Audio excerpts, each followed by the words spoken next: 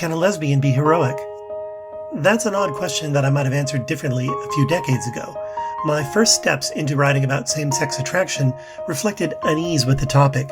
As a devout heterosexual male, I genuinely wrestled with the morality of the subject because I'd been raised to believe that God did not approve of like-gender relationships. Now, I don't want to get into a discussion about the scriptures here, as creators like Dan McClellan have scholarly knowledge that I lack, and I'll defer to his expert testimony on the subject.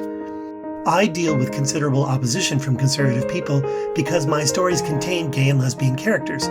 Given that I'm a heterosexual man, my first foray into the topic began with two women, Astrid and Kira.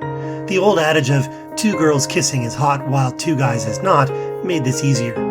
After all, most men have a secret fantasy about experiencing an intimate encounter with two women who are into one another. Algernon says as much in The Long Journey when he tells his fellow priest Dmitri, "Wouldn't you love to wake up with one or more of them in bed?" But my intention was not to write a steamy romance between two young women.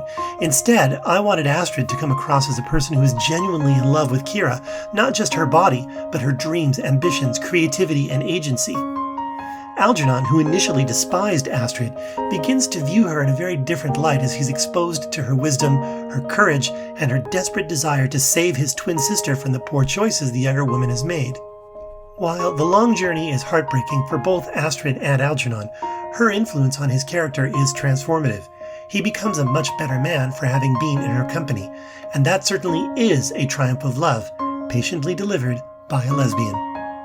Read more in the Devon Conflict series, available at www.newadventure.ca/books.